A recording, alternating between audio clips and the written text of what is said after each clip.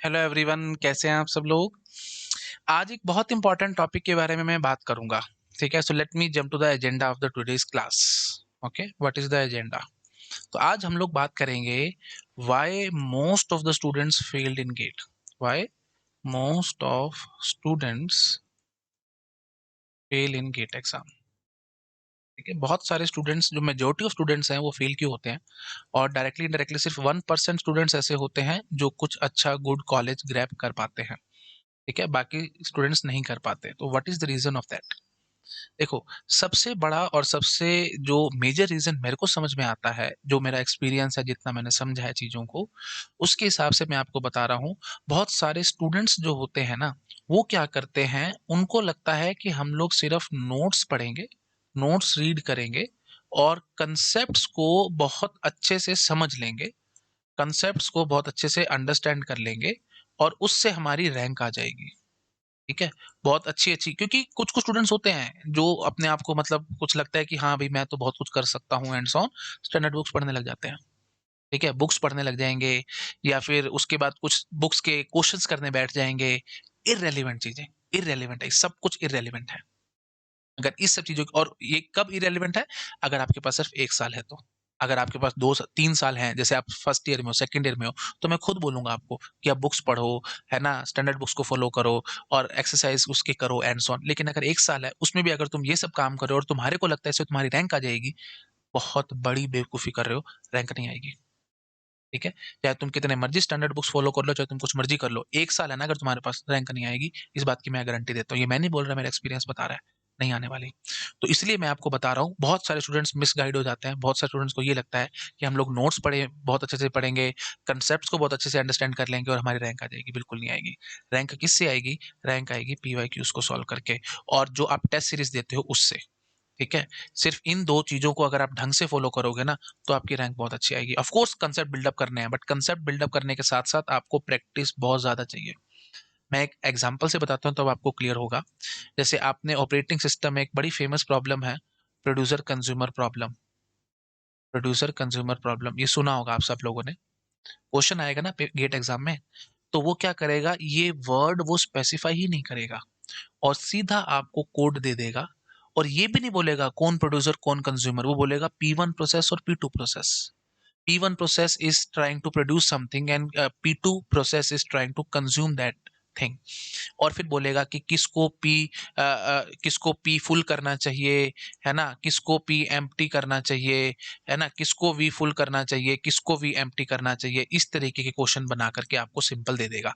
तो producer consumer उसने word use नहीं किया, तो अब कोड को देख करके आपको पहचान करना पड़ेगा कि ये अच्छा, ये तो प्रोड्यूसर कंज्यूमर प्रॉब्लम का कोड है और इन्होंने स्पेसिफाई भी किया है कि ये प्रोड्यूस कर रहा है, ये कंज्यूम कर रहा है। तो बस हमारे को कोड याद है, तो हम बोल देंगे कि अच्छा जी, यहाँ पे फुल होगा, यहाँ पे एम्प्टी होगा एंड सो। तो ये भी क्वेश्चन डायरेक्टली इनडायरेक्टली देखा जाए तो ये एक इनडायरेक्ट क्वेश्चन है, क्योंकि उसने ये वर्ड यूज नहीं किया प्रोड्यूसर कंज्यूमर प्रॉब्लम। तुम्हारे दिमाग में घंटी बजनी चाहिए। अब तुम अगर सिर्फ प्रोड्यूसर कंज्यूमर प्रॉब्लम पढ़ के गए हो, तो चांसेस कम है कि पेपर में तुम ये चीज पहचान पाओगे कि अच्छा, ये तो प्रोड्यूसर कंज्यूमर प्रॉब्लम का कोड है और इसमें थोड़ा बहुत ऐसे ऐसे कर रखा है एंड सो ऑन। क्योंकि हो सकता है तुमने कुछ एल्गोरिथम स्टाइल में पढ़ा हो और उसमें पेपर में सी लैंग्वेज का सिंटेक्स आ गया प्रॉपर, वो फिर तुम्हारे दिमाग में आएगा नहीं कि पता नहीं क्या हो रहा था, क्या नहीं हो रहा था। जल्दबाजी में आप शायद नहीं याद कर पाओगे, या फिर आपने सी पढ़ा हुआ है और कुछ एल्गोरिदम का ही कुछ अलग से स्टाइल से कुछ बन के आ गया, पास्कल का सिंटेक्स आ गया एंड सो ऑन, जो आपको टेंशन में डाल देगा। क्योंकि अगर वो वर्ड यूज कर देता ना पेपर में, प्रोड्यूसर कंज्यूमर प्रॉब्लम, तब शायद तुम्हारे को फिर भी क्लिक हो जाता क्या हो रहा है क्या नहीं हो रहा। हाँ, अच्छा, अब एक तो ये हो गया भाई, वर्ड यूज नहीं किया producer consumer problem, but code actual वही था, प्रोड्यूसर कंज्यूमर प्रॉब्लम का था।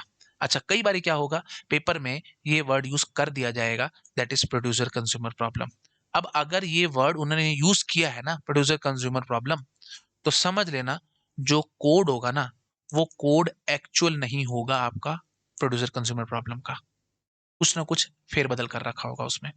और फिर वो आपसे पूछेगा कि अगर कंज्यूमर आ गया पहले, तो आप डेडलॉक में फंसोगे एंड सो ऑन। मतलब डायरेक्टली इनडायरेक्टली वो आपसे पूछना चाहेगा कि म्यूचुअल सॉल्यूशन हो रही है कि नहीं, प्रोग्रेस हो रही है कि नहीं, बाउंडेड वेटिंग हो रही है कि नहीं एंड सो ऑन। ये सब कहाँ से करोगे, कहाँ से थिंकिंग डेवलप करोगे? अगर तुमने प्रैक्टिस नहीं करी है, तो ये सब थिंकिंग तुम्हारी डेवलप ही नहीं होने वाली। बात समझ रहे हो मैं क्या कहने की कोशिश कर रहा हूँ? उसने producer consumer problem word use कर दिया पेपर में, और वर्ड यूज करने के बाद अब आप खुश कि आहा, प्रोड्यूसर कंज्यूमर प्रॉब्लम तो मेरे को आती है, मैं तो पूरी पढ़ के आया था, मैं तो पूरी रटी हुई है, पूरा कोड तक मेरे दिमाग में है।